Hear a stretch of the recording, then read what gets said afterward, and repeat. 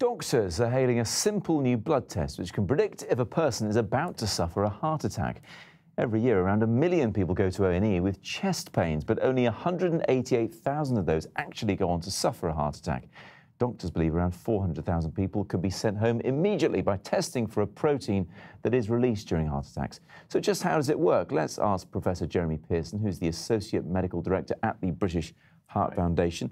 Good evening to you. How does it work? It's an advance on a previous test, which has been known for many years. People have used troponin, that's the protein released from damaged heart muscle when you have a heart attack. And the tests before have not been very sensitive. So if you have chest pain and you come into hospital, previously what was needed was several of these tests over several hours to rule out or rule in whether you've really had a heart attack. Often require patients to stay in overnight, a lot of discomfort. They'd really rather not be in hospital. The great advantage of the new test is it's much more sensitive. So one test very quickly, soon after coming into A&E, can actually detect very quickly whether there's any likelihood you have had a heart attack or not, or at high risk of one, or more importantly, rule out whether you have had one or not, and then you can go home. And this is in trials at the moment, but it sounds like it could be revolutionary for the NHS.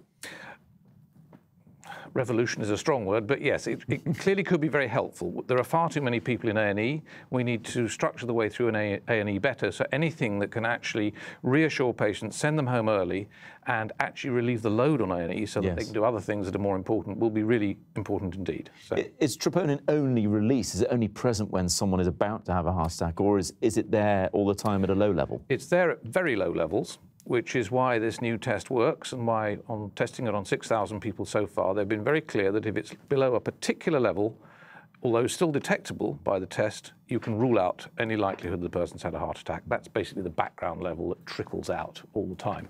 Anything higher than that, you have clearly had the likelihood of having a heart attack and you need more investigation. And you talk about the background. The background to all of this is obviously good heart health. Absolutely. Are we making improvements there, or are we still as bad as we used to be?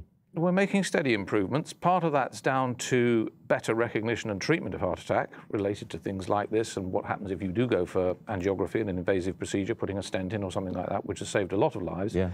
Part of it's due to more efficient lowering of cholesterol with statins. Part of it, but not enough of it, is due to improved lifestyle. And there's still a long way to go there. I mean, we all know we're supposed to eat healthily and not smoke and take more exercise. There's still a long way to go before people actually do that as much as they should. And that will still help lower rates of death and disability. So. But this, a step in the right direction, of course. Absolutely, yes. And should be able to be rolled out fairly soon in the NHS. Not immediately. They've got to test it on a larger number of people. Okay. But it'll be very easy to do once that's happened.